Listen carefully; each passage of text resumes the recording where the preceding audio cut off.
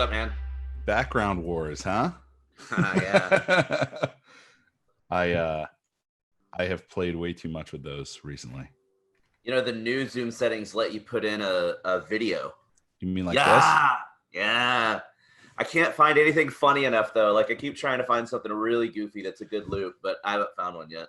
I think you have to record your own, dude. Like, you should absolutely record yours going like this, but then like of you doing that, and then you just leave it that way, and then you come back into the shot. Right. Well, that, and I want to see how long of a loop it lets you use, because if it lets you use a really long loop, then I can have like, you know, a 10-minute video loop where every once in a while it's just me like going. That would be amazing. So like I'm talking and all of a sudden off the side you've got like my head just kind of. That would be amazing. Like, that would be so funny, but I don't know. I have to test it. We've got Zoom at the office, so we were talking about testing it today to see if we could figure out the length of video, you know. If you end up getting a Zoom of you doing that, I want that Zoom. Right on. Like, I want to have your head popping up from the side of my screen. It'd be hilarious, just right? Randomly, you know? That'd be amazing. Hey, Pat, you're on mute. I am here now. Hey, guys, what's up? Greg, how you doing? I'm good. How are you? Good. You guys have met, right? A couple of times, but very briefly. Yeah. Cool. Pat is our VP of Digital Strategies and one of my best friends, and we've worked together for how long? 5? 5 years. Yeah, 5 years. Well, 5 years together at Conductor. He was a client of ours before that, so I guess we've known each other for like 8. A long time, yeah. So, we'll kick this off soon. I know we got a lot of folks. We have a lot of folks who are still on our all hands meeting, which always happens, unfortunately, like on Thursdays right before this. Nice timing. Yeah, you know, well, we try to keep our time consistent no matter what. So I had to I wouldn't even move it for Rand tomorrow. Oh, yeah? He was like, you know, this is a big deal with me coming on before 10 a.m. And I'm like, yeah. And I have a feeling a big portion of the episode is going to be about that. Oh, 100%. I don't think I'm letting him get away with. I don't think I'm letting him. He's like, you better make the questions easy. And I'm like, yeah, dude, that's not gonna. Yeah, I had this one guy in the UK reach out and go, hey, we really want you to be on our little, you know, webinar podcast thing. And I'm like, yeah, sure, happy to do them. I love doing them. It's good exposure, blah, blah, blah.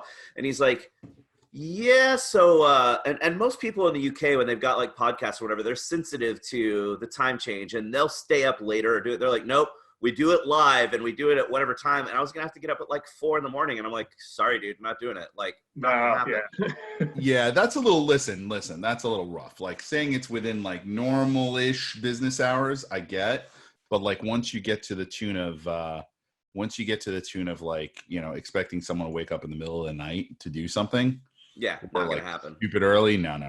Yeah, that's not fair. I'm right there with you, dude. Let's wait a couple of more minutes for some folks to hop in here. It's only 12:02. Plus, I mean, in their case, they record it, right? So, like, what's the problem? We record ours. Exactly. And then, you know, if someone's going to watch it, I'll tell you a heck of a lot more people end up watching it afterwards than actually end up showing up for the show. I love when they do, because like Merch, who you can see on the screen here, is like been to every single one of these things, and we love having them. And like, we put it in a meeting format rather than a webinar format, so that we can actually see our guests as well as potential audience members that either want to just be seen and be part of it, or actually ask a question and have them be visual to the, you know, to the speakers. So, you know, there hasn't been a really good solution yet, I feel like, between webinar and GoToMeeting. Not webinar, but I mean, between webinar and Zoom meeting versions that allows you to kind of do it's not me on the stage and everyone else just watch. Yeah. Like an engaged group, but also the ability to control that group. Right. So that it doesn't get crazy out of hand, which is the worry that everyone has when they do these things. So we'll wait for a few more people and then we'll kick this bad boy off. Yeah, it looks like all hands probably ended. Yeah, I'm thinking it probably ended just now, so people are logging in. I'm really excited to have you on, Greg, because this is going to be a lot of fun. Yeah. At least you think it'll be fun. Who knows? I may suck. Oh, well, you have a time and tried tradition of sucking. So, yeah, I think if I was going to make bets here, I would definitely bet on your sucking. Like 10 minutes in, you start apologizing, going, wow, audience, I'm really sorry. This did not go the way I thought it was going to go. Yeah, sorry. I meant Greg Gifford. Yeah. Damn it. By the way, did you ever get my shirts or no? Yeah, I did. Okay, Thank cool. you. Cool, no problem. I just want to, I never know with, especially, well, I don't know. I kind of feel like mail could kind of be the last thing to go, it seems, these days. Like, right. A post office guy wants to be like, I'm not doing that anymore. I'd be like, I'm cool with that. It's pretty antiquated methodology. Wait, do you have a side shirt business? No, Merch, don't worry. Merch is like, what? You got in bed with someone else on t-shirts? Absolutely not. No, Merch, you are literally my only partner when it comes to our t-shirt business. Do not worry. Our fictitious t-shirt business we've created. So no. It's this particular t-shirt, the if you're not helping people, you're just selling stuff. In fact, well, if I could get my hands on any of them that weren't my own at this point, which are all sitting in the Conductor office, I would send them out to people, but I can't do that anymore because I'm in New York City and I'm not leaving my apartment. So, you know what? It's 12:05. Let's kick this thing off. Kick it off. Awesome. Hey guys, thanks so much for joining us for another episode of Search from Home. As usual, my co-host, Patrick Reinhardt, this time on my screen, over here for me. I'm always on your right. This is getting to be weird. We will figure out this Zoom conundrum of where Zoom decides to place people in meetings. And how it's on the right. What do you mean it's on the right? He's on the right of you. He's on your right, but he's on my bottom. But he's on your right on my screen too. Like it's me, then you, then him. So if someone turns on their camera now, do you know the answer to that? Will they pop up on the left or the right of us? Usually they come in on the bottom right for me. Like it just goes down like descending order like that. Well, I'm glad you all joined in order to learn Zoom. From the next hour is about Zoom. Yeah. So Greg Gifford has kindly given us his time to give you a little bit of background about Greg. If you don't know Greg, you probably haven't been to a conference because Greg has been to every conference, not as an attendee, but frankly from the stage. He is a amazing. I would say he's going to blush or tell me shut up, but a deity of local SEO. Stop. I don't know if you've been referred to as a deity previously, but I next time I see you when we can actually, well, that might be too germy or too weird. I might rub your belly. He's the Buddha That's of all right. local search. That's a weird promise. Well, I mean, listen, he's a great guy. He's, as I said, an 80s aficionado, 80s films aficionado. To say the least. His presentations are some of the most engaging I've ever seen. Speaking of which, yeah. it's not. No, you're disappearing. You're disappearing. See, he also is the Invisible Man. It's Army of Darkness Japanese poster TV shirt, but it's not. I don't know why it doesn't. There we go. Army of Darkness. Japanese poster. Like I said, we're going to learn Zoom on this call. So, right. Greg, feel free to give a little bit of introduction. I know, more specifics on kind of your career and so forth. And then we'll kick things off with, we'll get into local today. We'll also get into, I think we should probably get to that whole concept of speaking and kind of how you've made your way onto the talk circuit, because it is something incredibly valuable. And I think there's a lot of people that want to learn it. And while we can't get out to do it anytime soon, we can do stuff like exactly what you're doing now. So kick it off. So I'm pretty well known as like the local search guy, mainly just because I'm the one that speaks most on local search. There's a lot of other awesome people in local search, some of them much smarter than me, but they tend to not really speak at conferences like I do. Before all of this COVID stuff, I had 22 conferences scheduled this year. And that it was going to end up being more than that because, stuff way in the fall hadn't really set dates or chosen speakers yet. So I do speak a lot. I think you were telling me in DC that you did some sort of research that like I'm at more conferences than anybody else, or that. Yes, I did the research. That was really surprising. Easy this year. This year the research is going to be super easy because nobody's anywhere. But yes, you were in fact. I believe I had you clocked last year at 27. Yep. Maybe. Yep. So your family must be shocked by your presence in the household. You know, this whole deal here, this is the longest that I have been home and not traveling in probably 5 or 6 years. Wow. The longest period of like consecutive time at home. So that's been weird. It's been really cool to be home with the kids, but you know, everybody's going stir crazy, but I feel like I'm going really stir crazy because I'm usually, you know, every couple of weeks I'm flying to Europe or somewhere in the States or wherever. Obviously this sucks for everybody, but you know, it sucks too because I like to take my wife on the out of the US trips, and we were going to hit like 8 countries this year, and now it looks like we might, if we're lucky, get to do 1. So that's disappointing. But yeah, so I love speaking at conferences. I love helping people. I'm on the faculty of Local U, so I speak at Local U conferences, which are specifically dedicated to local SEO. I was the first professor at the SEMrush Academy, where they have free videos, and so I've gotten lucky that they've I've gotten to go to Russia a couple of times and shoot some cool videos. I'm supposed to go back this summer, but we'll see what happens with that.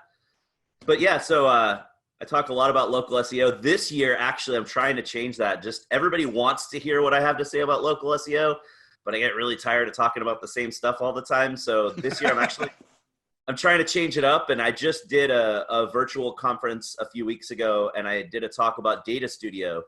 And I was really worried that it was just going to not go over well, because I figured most of the people probably haven't messed with Data Studio yet, so it's just going to go over their heads. And then I figured the people that had messed with Data Studio would be like, oh, that's super basic stuff. That was lame. And it ended up going really well, because most of the talks about Data Studio are look at all the amazing things you can do, but not a strict, here's how you do those things. Mm-hmm. And so my talk was really more around, from me playing with Data Studio, here's all the weird idiosyncrasies that I've found that, it took me 15 hours to figure out something really simple that there's just no documentation on. So here's how to do those specific things. So everybody loved it. So hopefully awesome. This fall, that's what I'm going to be talking about when conferences hopefully start up again. Interesting. I mean, there's definitely, listen, I agree with you, but I also wonder whether or not local is going to change drastically, and we're going to need your voice and your guidance in this process in the next. Yeah. And I think that's what it's going to be, because local has already changed a lot. Oh, I'm vice president of search for SearchLab Digital, by the way. I skipped the whole career part. That's a recent change for you too, right? Yeah, I started there in December. So we're a boutique local SEO agency. All we do is local SEO and local PPC, so we don't even take on national clients at all. We stick to what we know, and we stick to what we're awesome at. And they're based out of Chicago, but you're out of... Yeah. You're out of Texas. Yeah. Kind of like my job at Dealeron, when Dealeron's based in DC, and they hired me, and I was like, yeah, guys, I'm not moving. And they're like, that's okay. We'll open an office in Texas. And same thing here with SearchLab. I was like, guys, I'm not moving to Chicago. And they said, that's fine. We want to expand anyway, so we'll just go to Dallas next. So that's awesome. That's great. Yeah. But yeah, I think with COVID, we were already seeing a lot of changes in local anyway, where a lot of phrases that used to, this is jumping right into like kind of let's go deep end. I'll put my floaties on. Phrases that used to have e-com intent, things like and Dan Leibson at Local SEO Guide was the one that kind of started pointing out, hey guys, look, a lot of these are changing. And then we all started looking and seeing that a ton of phrases are changing, where a year ago, if you typed in something like patio furniture, you would get all e-com results. Now you type in patio furniture, you get a map pack that shows local places that you can go buy that stuff. Yeah. Same thing with like charcoal and things like that. So phrases that used to have intent of, I want to buy this online, now have intent of, I want to buy this local. And Google wouldn't make that change unless user behavior was also changing to match that. So a lot of stuff that used to be just kind of unfocused is now becoming laser focused on, I need to buy this somewhere nearby. And, with mobile phones, everything's inherently local. People want those search results that are nearby to their physical location. And because of that expansion of local intent, there's a lot of businesses out there that never had to worry about local before, that now you have to worry about local if you want to compete. So, I mean, it's great for me because, hey, job security, right? I'll always have something to talk about and will always be important. Well, let me ask you this, and I know this might be diving even deeper into a pool that doesn't exist yet, but I've been kind of kicking this one around for a while. Is it going to be local and available now? Like, in other words, and I know that sounds like a dating site, right? But like, when you really think about it, right now I'm in New York, and I've already talked ad nauseum, and people are tired of me talking about how I can't get my hands on certain things, right? And like, when you're waiting on Fresh Direct, or you sign up for a shipped account, but then you realize they have no, you start making a basket and find out they can't even get it to you. Hell, I just found out, I don't know if you got this today, Pat, Carmel Car Service just decided they're delivering food and they're delivering packages. So a black car service just turned into a delivery service just overnight, right? Because you just can't get your hands on stuff. And some of the major cities like New York are not driving cities. So people aren't going and driving like 5-10 miles to Walmart to go pick stuff up. They're sheltering in place. So, and I don't think that's just now. I'm just wondering, like, do you think we move to a time and place where availability of product via like, inventory management systems and whatever, does Google come out with its own inventory management system and tie into, hey, I don't want to go to that place unless I know they have that thing, like product. I think for sure. I think it's going to be very interesting, and there's lots of speculation now about how consumer behavior is going to change after this, because we know that once they kind of start to open things up again, we still won't have a vaccine yet. So it's not going to be back to normal for a while. And so how much is consumer behavior going to change? Are you going to go to buy something like before? You'll go to the store, maybe it's there, maybe it's not. Cool, maybe you drive to another store. Is it now, like you said, you're only going to go if you know it's there? Does that just become the norm for shopping behavior moving forward, that you're going to look online and if it's not nearby and it's not available, you're not getting it? I mean, who knows? I mean, all the technology's there, right? I mean, it is there. All the stuff is there. It's just not connected. Right. And I mean, like, Stefan, we were talking yesterday about like teledoc, telemedicine, that is going to change. And are people, to your point before, are people going to start, is the word like available, going to be the new near me, right? Because it's like, when my kid is sick, where do you go? You go to PM Pediatrics, that's down the block, right? But if telemedicine becomes more from a SERP standpoint, will people say, doctor available now, like, for example, or doctor available this time, and then you come up, and is there some kind of schema where people can see times, or just buttons where people exactly? Well, I mean, then that's a great example, because if you got a sick kid, you got to take time off work to take your kid, if you're working, or even if you're a stay-at-home parent, you still have to take the time to go take your kid. You go to the doctor's office. What do you always have at the doctor's office? A 15, 20, 30-minute wait, even though you have an appointment. Yep. The whole teledoc thing is great, because it's like you jump on the phone, you spend 5 minutes, you're done, you get your meds, and you're out. Like, that's so convenient. Yeah. Why would that not become the new norm?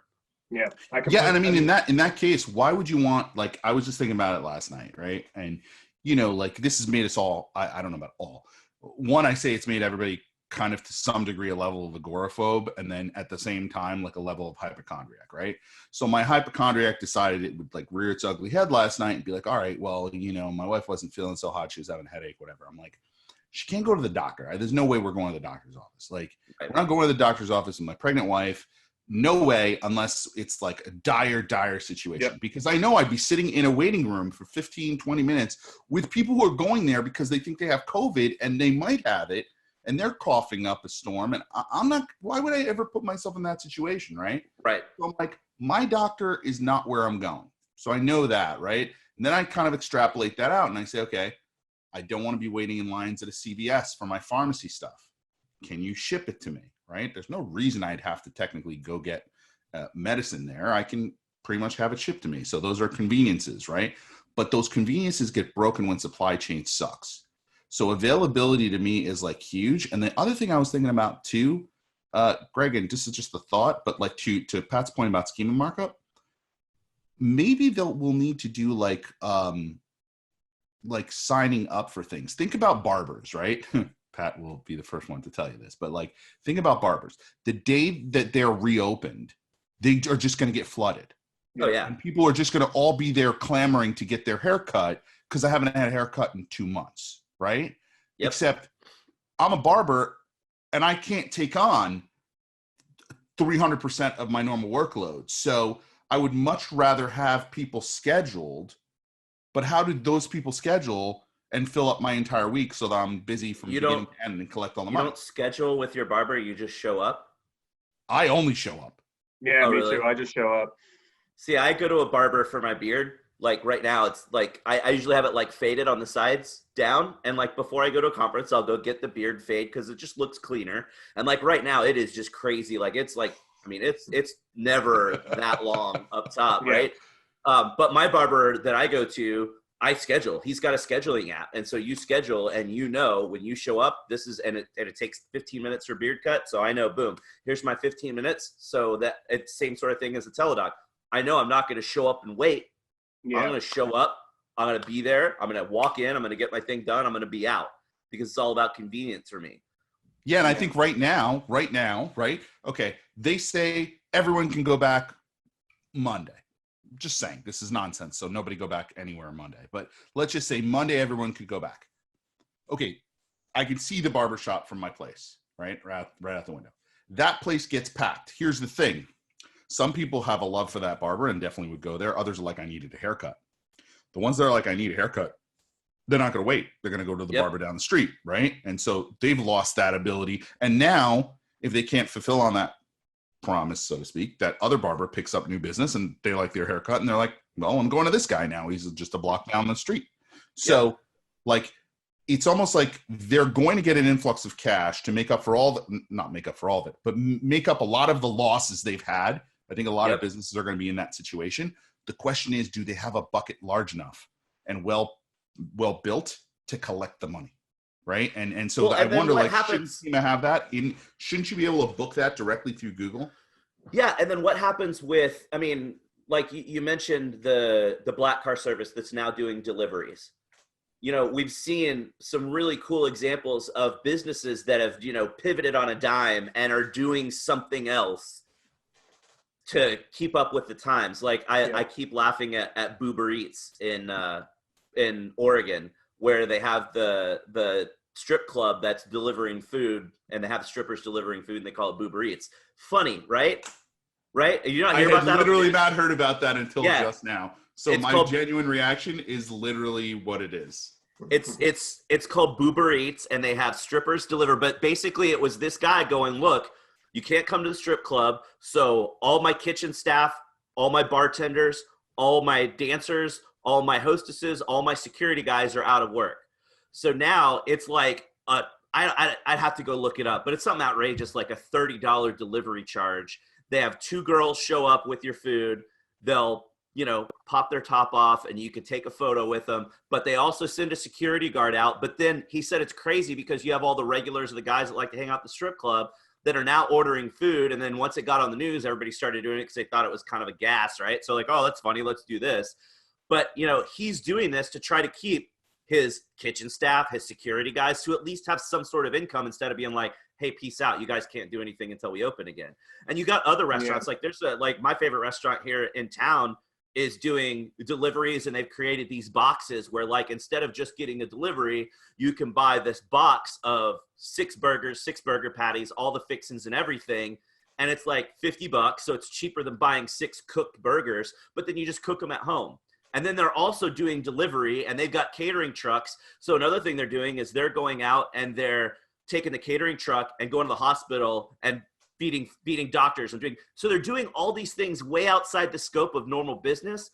But what happens when we go back to normal? It's not, you know, what about all the people that are like, wow, I know, you know, this restaurant never did delivery before, other than through Grubhub or whatever.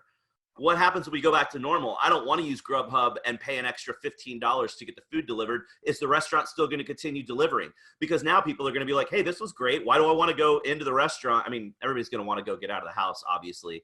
But how many of these businesses pivoted and added extra things on, like this black car service? maybe they continue to have a section of their business where they deliver stuff. Like everybody's going to kind of expand, and it's really going to change the local landscape of what services are available from these businesses.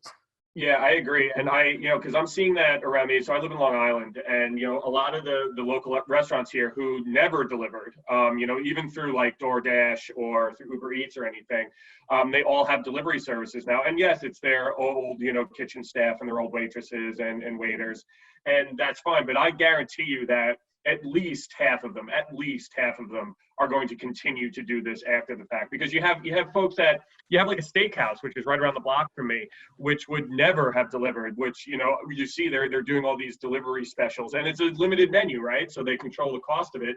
I'll guarantee you that they're going to continue to do that, and it won't hurt their foot traffic business either. And I think that it's an additional revenue stream. It's just additional revenue stream, right? They should have been doing it to begin with. Hire one or two more people to maintain that. I think that ultimately, and then like when people go to search for them, you're going to see a lot more like order online's there, but it's not going to be like through DoorDash or through Hub. It's going to be their staff doing it. Yep. Well, and COVID-19, I've got a lot of function. Sorry, go ahead.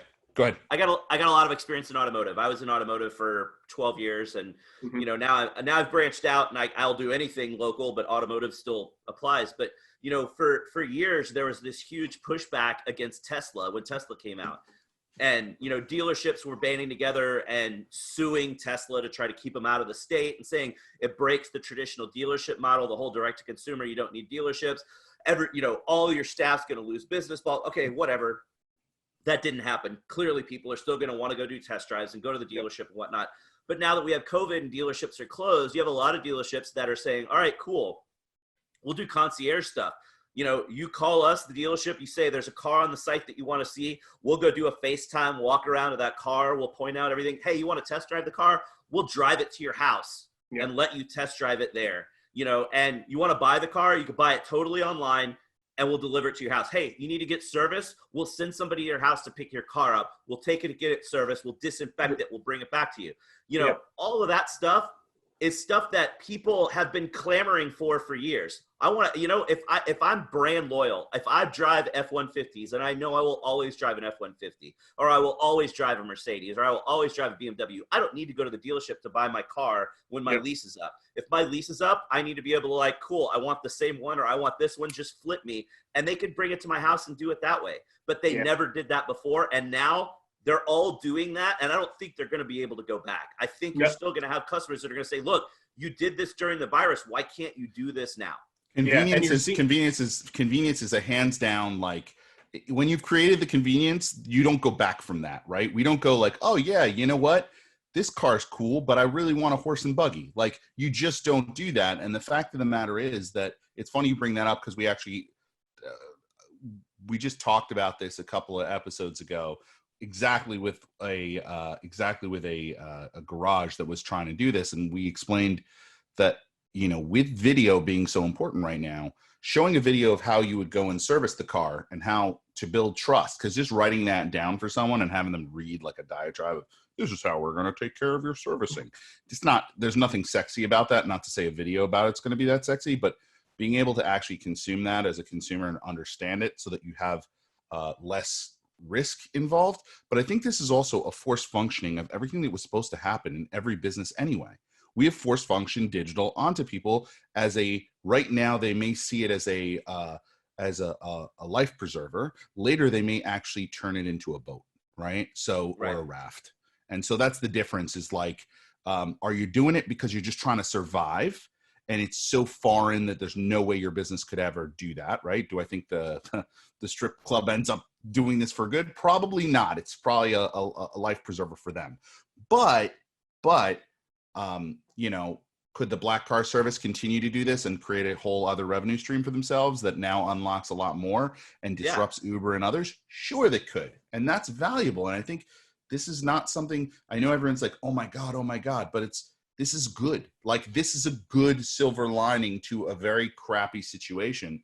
Businesses are being forced to look at different things because these things probably should have been a part of their businesses. They just never were willing to take the risks. Yep. So what are you seeing, Greg? Give us some examples of What are you seeing in search patterns? What are you seeing in the way that people are searching that's changed drastically since COVID in your mind? With the clients that we have, we've actually seen an increase in search traffic on about half of them. Interesting. So about half, we've seen an increase in traffic. The next 20, 30%, basically the same as what it was.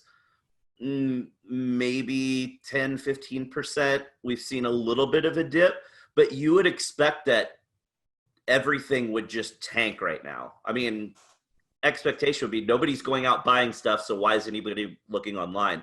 But I think it's the inverse. I think it's because everybody's locked in the house.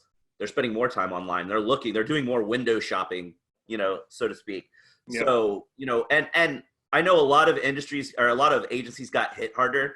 The guys that had agencies that just serviced hotels, they're all gone.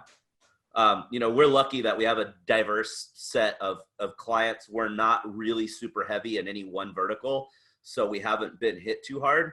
But, it's interesting. We were looking through some monthly reports that we were prepping yesterday, and we got one car dealership client that had like a 30% increase in search traffic last month, which just is crazy. Wow. Like that's great to have a 30% increase in a month anyway. Yeah. But to have it during this period of time, and their lead volume went up too, which is nuts because this specific dealership isn't even really open for business. It's all you have to do stuff online or whatever. So as we were all kind of gobsmacked, and we were like, how is that possible that traffic went up and leads went up?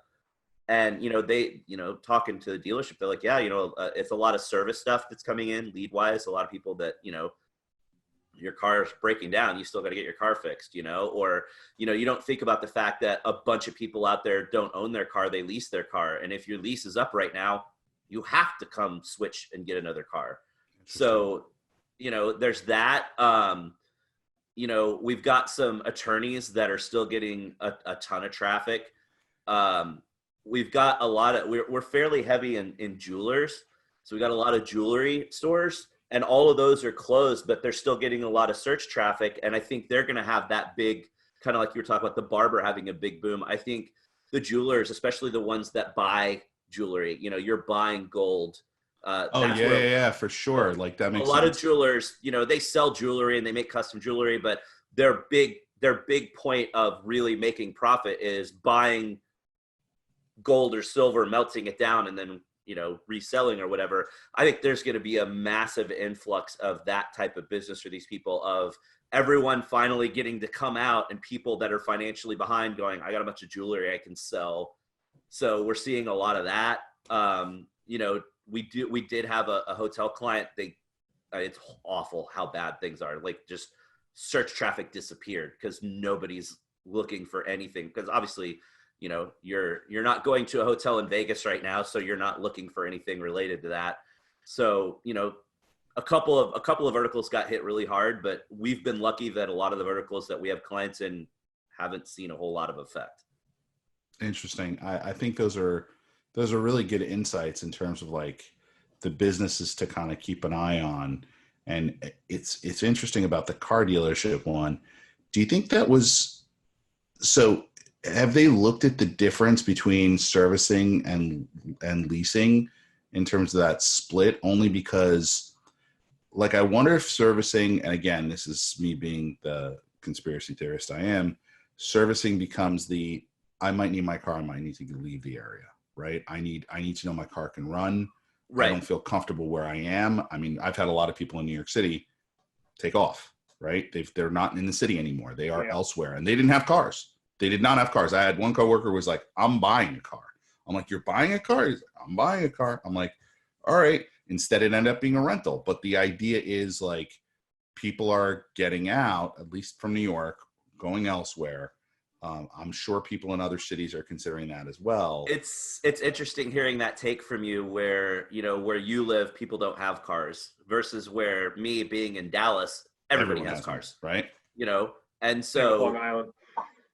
Looking at a market like a non, I mean, New York, maybe Chicago to an extent, but a non kind of really urbanized market where you don't have that cab culture or public transportation to be able to get around.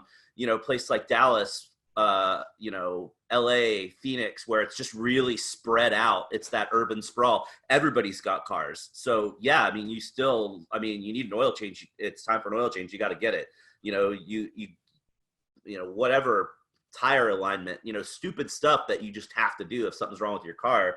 You want to make sure your car's still working, because those of us here, once every couple of weeks, we're going to the grocery store to get groceries, or once a week you got to go get some milk because you ran out of something, or maybe you're out of toilet paper and you're trying to find, or whatever it is. You're still out driving. We're doing the social distancing, but it's not like New York City where you said you're staying in your apartment, you're not leaving. I took my little girl for a walk yesterday. There's nobody out in the neighborhood, so what? Who cares? Whatever. No, that's fine. But you're absolutely right. It's a different world in that, like, we have become used to things coming to us. Now, not everyone took advantage of that. I'll be honest with you. I probably never really used Fresh Direct that much previously. I never thought of Peapod, or Uber Eats was a thing, but Seamless was a thing too, and you would use that from time to time. But we'd cook in and whatever. But now it's like, no, we wait for 2 weeks to be able to get access to Amazon or one of these services to bring us. Like, I just got my Fresh Direct now, and I'm like, okay, so we're good for the next 2 weeks worth of stuff. And we have to think about scheduling another one for 2 weeks from now, if we can even get a spot. It becomes this thing, where it's like, it all comes to you. So from a car perspective, I'm like, I could have a car right now sitting on the street. I wouldn't touch it. I wouldn't need it. It's all good. But to your point, a car is still a fundamental part of most Americans' lives. Yep. And they still need to use one. And if that car is in a disarray or a problem, that's problematic for them. And they have to continue to move forward. Well, and then you're going to have dealerships that are going to have that big influx when everyone can really get out and drive more often and starts going back to work. Because most people right now, you're maybe driving your car once a week, if that. And you've got some people that are getting stuff delivered and aren't driving their car. So maybe their car sits there for 2 or 3 weeks, and that's not good for your car. So now you're going to have all these people that are coming in, doing maintenance on their car that they haven't driven their car in a month, and now something's wrong with it. Or, it's one of those things that car service will never go away. You'll always need to get your car serviced. It's just, how does that model change once we come out of this? Same thing as the restaurant delivery. How does that model change once we come out of this? And, you got that steakhouse that you want to get the steak from that's right around the block that never delivered before. Are they really going to start telling people, yeah, no, I'm not going to deliver, if they can do an extra $1,000 a night in delivery? So what do you think is going to have to change in, like, GMB and other things, or what are you seeing change right now in the way? I know the closed aspect, right? GMB is a mess right now because I don't think anyone, you hear government has plans for alien invasions and zombies and all kinds of nutty stuff that's never going to happen. And sure, they had plans for pandemics and stuff too, but I don't think Google ever really sat down and thought, okay, what happens if a pandemic hits and nobody can leave their house? Yep. What do we do? Because they kind of freaked out and were like, oh my gosh, let's turn off questions and answers. Let's turn off reviews. Let's turn off review replies. And right now, basically their staff is reduced because they're all working from home as well. And they're overwhelmed. They're doing what they can, but Google realized, let's just turn off reviews because there's too much possibility of, somebody's pissed that their neighborhood Chinese spot that they love to get food delivery from just ended up closing.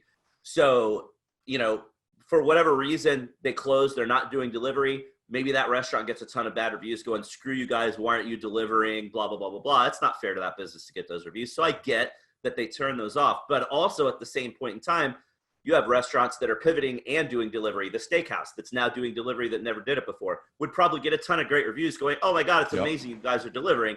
And it's unfortunate they can't get those reviews. It's also unfortunate that Google My Business, or that the questions and answers got turned off, because a lot of forward-thinking businesses were putting in questions of, are you still open? Are you doing delivery? Now all that's gone. Yeah. You know, people are putting in business descriptions saying, hey, we're doing this, this, this, but it's taking a week for those to show up. So there's a lot of stuff right now that's kind of up in the air, and they're, you know, depending on the area, if an area says, hey, all non-essential businesses are closed, then Google's going in and marking all those businesses as temporarily closed, where before they weren't. So now you may have a business that gets marked as temporarily closed. That's a restaurant that's like, no, hey, we're still doing delivery because that's allowed. And that's causing problems. So there's a lot of just problems right now where Google's trying to do their best to, you know, keep things from just going like super batshit crazy during all this. But at the same time, I think that some of the things that they're turning off or limiting, I think it would be better if they still had those things on. You know, I go in and I'm not one of the, you know, they have these quote unquote Google product experts, which are people that go into the GMB forums and answer questions all the time. Well, I'm not one of the product experts, but I still get in there and I try to answer questions and be helpful. And there are so many questions lately. Hey, I can't respond to these bad reviews that I got a couple weeks ago, or business owners going, hey, look, my customers are leaving me reviews and they're not showing up, and this is really bad for me right now. So the whole review thing being turned off is really causing a lot of waves right now. You know, now they've at least got a message that says hours may differ because of COVID or whatever. You know, they're now releasing the COVID schema markup stuff. So I think Google My Business is going to have to just add in more messaging around, you know, have some widget that like lets you provide some special message, you know. Right. I don't know how that would look or how it would feature, but you know, there's got to be something there that says, you know, here's something special about this business that you're looking at. A one line pop headline that's like, this is what's cool about me. You know, maybe a feature like that. The questions and answers, I think, is going to be even bigger than before after all this blows over, because people are still going to have questions when they're coming back out of this. Yeah. You know, I think the product listings haven't been rolled out to everyone. It's based kind of on which vertical you're in. I think that makes a lot of sense to roll that out to everybody now. I love that they rolled out, you know, you've got the GMB post and you could put out a COVID post, a specific post about COVID.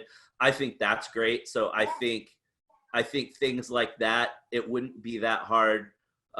You know, Florida gets hit by hurricanes all the time. If a hurricane is coming and you know that things are going to be closed, roll out a hurricane related Google post for that state. You know, I think things like that are a little bit more specifically tuned either to certain verticals. And they've done that a lot with hotels. You see a lot of stuff in GMB and hotels that other verticals don't have. But I think we're going to move in a direction where there's more stuff that's kind of specific to the vertical that you're in. Like once you say, hey, I am this primary category, then those features will unlock in your profile because that applies to that specific vertical. Interesting. I'm of the opinion, I agree with you. I think one, I'd like to see those categories get a little smarter, because I think you don't always niche yourself perfectly into those things. So I think there's specificity that's missing there. And I know for them, they want to obviously try to keep things into buckets, because then it gets too unruly, and they're Google, they have to structure the whole thing. Yeah. But I also, speaking of GMB in general, a lot of people have said that in the very near future, like local business websites will almost become obsolete, because GMB will have so many features that people are, what are your, I've been wondering what your thoughts on that are. Like, do you think GMB will just be like what people should care about and not even care about the website? Yes and no. Way to commit to an answer, bro. It depends on the vertical. I mean, we're already there. I mean, up until COVID happened, when was the last time you went to a restaurant's website? You don't.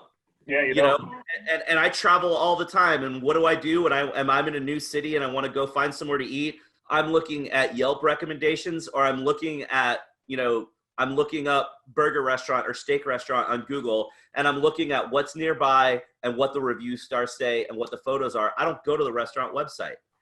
Now, does that mean a restaurant doesn't need a website? Not necessarily, because you still want to show up in organic, and there's going to be other reasons. But if you're in a business that is very specifically driven by that immediacy of, I need this, I need it now, and I need it nearby, and it's showing up in the map pack, maybe you don't need that website as heavily as you needed it before. Now, obviously, you want to show up outside of the map pack and standard organic, you still got to have a website. Yeah. But and there's tons of businesses now that can rank in the map pack in local or in map searches and Google Maps that don't have websites, because local, and it's always been that way in local, because local has always been about entity signals. And that's a big thing that I've talked about a little bit last year, is that there's been this push for the last couple of years that you read stuff online, you hear people speaking in conference saying Google's moving to rank entities instead of rank websites, which is true, but it's always been that way in local. So a lot of the things that I would say is, look to local, look at the things that are going on in local to see where Google's trying to go with other businesses. Like Google got a patent last year for something called quality visit scores, which, dumbed down to the simplest concept is using repeat visits by users as a ranking signal. So real world visits to a physical location becomes a ranking signal for how you're showing up in Google. That's a real world entity signal that can't really be faked. So that's something that, again, could influence how you're showing up in Google My Business. It has nothing to do with your website, so maybe you don't need that site. But you have other businesses like a car dealership. If you're wanting to buy a car, or you want to buy an RV or a motorcycle or a jewelry or anything like that, you're not going to just go to Google My Business and then go see that place. You're going to look it up online, and you want to see that that's available. Like we were talking about a minute ago, is it available where I'm going before I get there? Yep. So and you'll always need a website in that case. There's something also tactile about certain purchases that, like, I'm still amazed that cars, for example, are like, the funny Carvana commercials with like the, the whole, what is it? The vending machine for cars. So insane, right? But then not so insane in our world right now, because essentially someone might buy a car almost sight unseen or sight undriven, let's say, right? So I think to your point, Greg, I'd be really interested in understanding, do you think that when we look at these local players, this is going to force them to care about a website because they build the second part of their business? In other words, like that car service company probably could have lived without, or that restaurant, the restaurant you like, let's go to that one, the burger place. Shake Shack is doing this, by the way, also. So I don't know when I ever went to Shake Shack's website, right? But they are a pretty large brand, and so I guess they do get some traffic to their site for other reasons. But traditionally, why would I go there? But now, if they decide this isn't just a place to figure out what is in the menu or where the locations are, but rather to be able to buy from them catering, which you otherwise couldn't have done, which now they're doing. They will ship you that same box you're talking about with all those burgers and all the ingredients. Make the Shake Shack at home, right? Like, so your 4th of July barbecue, you might buy you might buy those patties and all the rest of this stuff and all the fixings, like you said, directly from Shake Shack. Now you got to have a website to do that. You're not doing that via GMB, right? Google My Business is not going to serve that need. So I wonder whether or not the digital place that businesses are now finding themselves in, where they're going to have to diversify to a digital a digital offering, or even a different offering enhanced by digital or supported by digital, whether or not now we see a bunch of local businesses have to focus on their websites. Are you seeing like an influx of actually business to your agency because of that? I mean, I wouldn't say it's an influx specifically because of that. I mean, we get business partially because of me speaking at conferences, and people are like, hey, this Greg Gifford guy's awesome. I want him to do stuff for me. I want to work with that guy. Yeah, of course. So we get some of that. And then other business we get is just because we're known that we do local, like this, because there's a lot of people out there that don't understand the difference between regular SEO and local SEO. They just know they need SEO, and they may need local SEO, but they've never heard of it. No one's ever explained it to them. And when they go to an agency, the agency's like, yeah, we could do SEO. And that SEO is still going to be valuable because there's overlap between the two algorithms. But the people that know, hey, I need local SEO, I just need to show up in Dallas, or I just need to show up in downtown Chicago. Those people that start looking around for the local SEO experts, the people that are really good at local SEO. And that's where, you know, you're coming down to the handful of people like me or you know, Darren Shaw, you know, local SEO guide, you know, Dan Liebson and Andrew Shotland, or Joy at Sterling Sky. You know, you've got this limited number of, you know, probably 10 of the really well-known local SEO experts that have agencies, and those people are the ones that are getting that local business. Or you got like Mike Ramsey, who's made a big name. Mike Ramsey and Guy Sakalakis are both really big in law, and all they do is law firm SEO. You know, so you get that where, you know, part of the reason I got out of automotive is I wanted to kind of diversify and do more stuff. But you do have people that will just specifically handle one vertical. And I think that's part of the reason that our agency hasn't been as affected, is because of the fact that we didn't go really deep in one vertical. Right. And we do have a diverse list. But, you know, we just signed up a pretty big client last week in the middle of all this. So, you know, we're still getting business because of our reputation of being able to really kick ass at local. I don't think it's necessarily specifically because they're like, oh, I know I need this website for this other side of the business. I think it's more, we've established that we're good at local, and that's why we get business. Yeah. And it probably sounds like the folks that are coming to you are maybe a little more mature on the scale of understanding versus like the business that just went like, oh, I'm hurting right now and I need my website to be more of a website. And then, oh yeah, I also need search. Yeah, they've already had a website. They've already been thinking about this. They need to enhance it in order to, you know, use your services, I would assume. Yeah. And we're, you know, our point of entry is a little bit more expensive than what a lot of small businesses would like to pay. And we did that on purpose. There's a lot of people out there that work with really small mom and pop businesses, and, you know, they're charging $500-600 a month to do a little bit of stuff with G&B and maybe a little bit of content or whatever, but we do a lot more than that. So, you know, we can't afford to do SEO for $500-600 a month. Mm-hmm. So, you know, I think that makes a difference too, is, you know, the fact that we haven't gone into a specific vertical, but we've really defined, you know,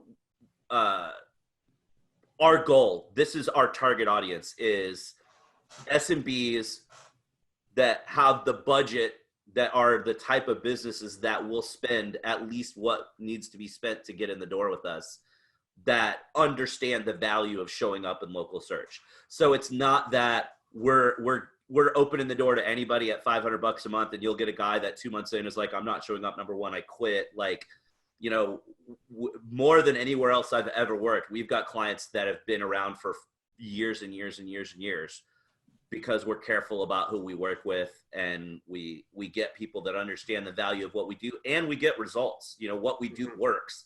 So, you know, it may take 6 months to 8 months to hit that point, but you're going to see that hockey stick where all of a sudden it clicks and stuff takes off, and those guys aren't going to leave. If I've doubled your traffic, why would you want to leave me?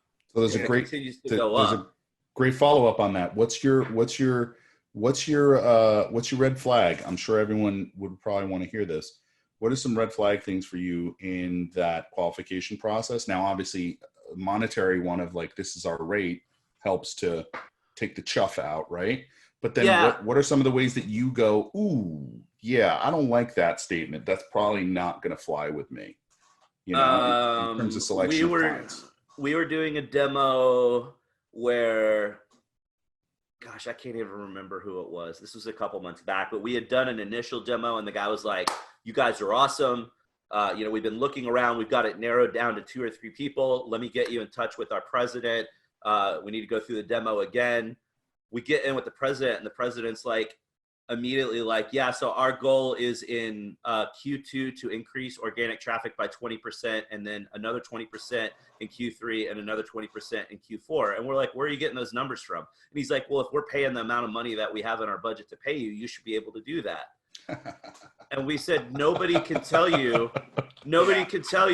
oh yeah, cool, you get 20% increase. Like, especially within the first quarter of working with them in 3 months, yeah, there's no way we can. I mean, maybe, and I've done it before. I've had people where I said, hey, look, it's going to take 6 to 8 months to see significant results. You'll start to see things uptick, but like significant, you know, double-digit percentage increase in traffic is going to be 6 to 8 months down the road. And in a month, their traffic doubles. And they're like, wait, you said it was 6 months. And we're like, well, yeah, in your market, we got lucky and we got you results faster. But I would never come into anyone and say, hey, in the first 3 months, you're going to see a 20% increase in traffic without even having seen their Google Analytics or anything with, other than I can look at your website. Like that's a huge red flag right there. You're looking at the wrong metrics. Another one that's bad is the people that are like, that are really obsessed with rank tracking. They really care about rank. I can't tell you how many times in the past, and we don't include rank tracking on our reports, and we refuse to. We have clients that ask for it, and we're like, we don't do it, and here's why. Because there have been times where, a couple years back, I was working with a car dealership, and from month 1 to month 3, there was a 70% increase in organic traffic. And there was 103, a little over 100% increase in lead volume. So in 3 months, we almost doubled their traffic and we more than doubled their lead volume. But we also had rank tracking on the report. And that guy looked at his rank tracking and said, I dropped 5 spots for used cars, Dallas, or whatever town he was in. Didn't matter that everything related to his bottom line was amazing. And he sold twice as many cars that month. Everything that mattered for his business was great. But he honed in on, I dropped 5 spots for that one thing. I want to quit because you should have me number 1. Yeah. So, the guys that really obsess in the beginning, as you're talking to them, well, we start talking about, here's what, just to be transparent, here's how we work, here's our process, here's what's in our reports. We'll show you an example. Oh, you don't have rank tracking in here. Yeah, we don't do that. Here's why. Okay, that makes sense. Cool, move forward. Oh no, I need to see I need to track this. I need to see these keywords. Then we'll tell them, all right, if you want to set up your own software to do it, we'll help you set that software up, but that's not included in our service. You're going to pay for that on your own. And you need to understand that that is not a metric for success, and here's why. And if they're like, no, all we care about is how we rank for these keywords, and we're like, yeah, we're not the right match for you. You can go find another agency. Yeah. Because that guy's never going to be happy. Yeah, all he's gonna be is an albatross in your book, because all he's gonna come back to, it's people with tunnel vision, right? It's like, I only care about these 3 keywords. Well, these 3 keywords don't really drive any money to your bottom line. Don't care, just want to be number 1 because him and his competitor argue about it over lunch every, exactly. Once a month, Even though that doesn't matter to his bottom line whatsoever, that's all he cares about. And I don't want to do business. I don't deal with it. when I worked in the dealership world, the dealership world's kind of weird, where you'll have these preferred vendors. So like Ford or GM, Chevy, or BMW will have 3 or 4 vendors that you can use for SEO that are the dealer preferred vendors. So like, you get co-op money from the manufacturer that you can use towards advertising. So if you use one of these preferred vendors, you can use your co-op money towards that. So effectively, your SEO is free. The problem is anybody can sign up and there's no contracts or anything. So you get these guys that will sign up because they're ticking off the box that they wanted SEO and they got SEO, but they have completely unrealistic ideas about what they should be getting from your service. Yeah. And every month you're having to loop in management, and outside the scope of the work that you're doing, there were clients where every month I'd have to spend an hour to an hour and a half working with the consultant or the team lead, talking to that client, getting them off the ledge because they're freaked out about something else that doesn't even matter. Yeah. And I don't want to work with clients where every month, even when I've got metrics that show you, and we're very big on ROI at SearchLab. Everything is based on, we want to prove that your money is well spent with us and that it's mattering to your bottom line as a business owner. We did the same thing when I was in the car dealer world, but these guys would still obsess about these other things. I don't want to have to spend time every month defending my work when clearly the metrics are showing that what I'm doing is working. Yeah. Yeah. I mean, it's not talked about enough. And actually it'd be very interesting for someone to do a small little study on it. How much does a bad client cost you? Like the unknown, or the amount of time putting out fires. I mean, well, yeah, I mean, it's the invisible bill, right? It's the invisible bill. It's the one that you're getting from the client.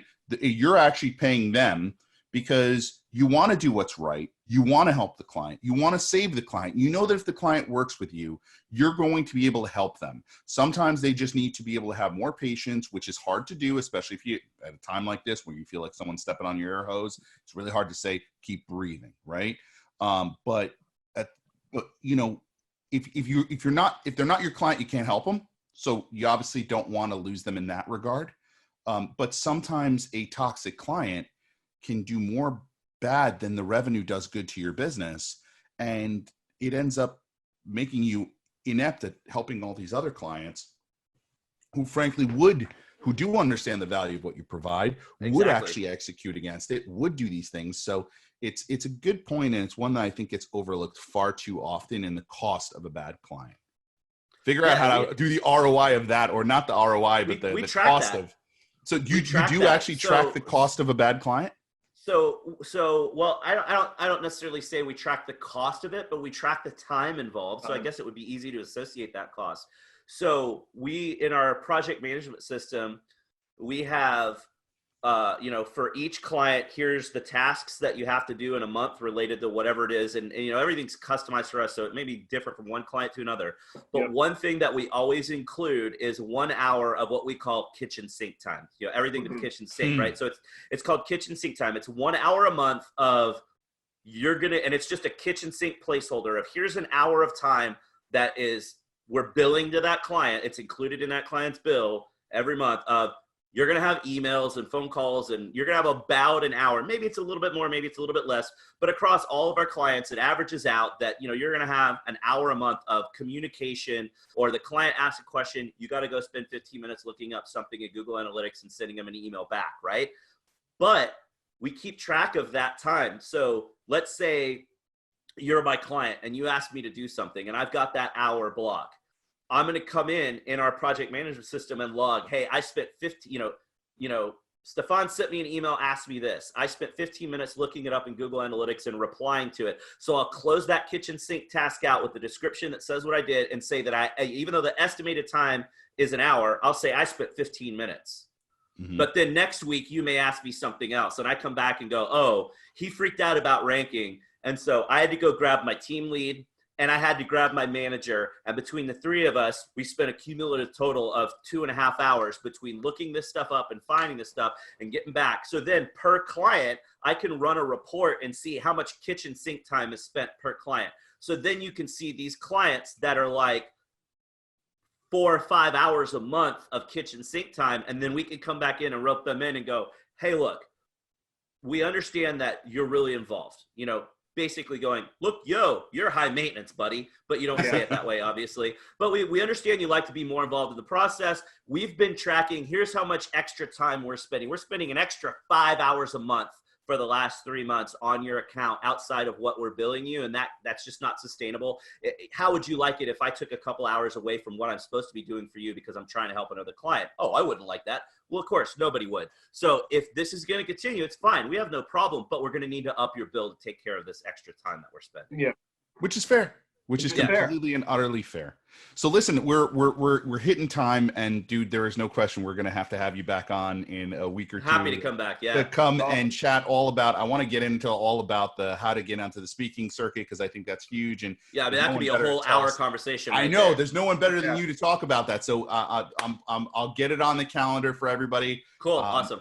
Dude, super excited to have you here. I again hope you guys stay safe and sound, and that your family's well, and that you guys do your social distancing and stay good. To everyone else, thank you all for joining us. We have a little guy by the name of Rand Fishkin joining us tomorrow, a little earlier than he expects, but at 9 a.m. his time. So it'll be same time, same channel, 12 p.m. Eastern Standard. Join us. Until then, stay safe, stay home, and stay healthy. Thanks so much. Thanks, everyone. Talk to you soon, Greg. Thanks. Later, Greg. Thanks.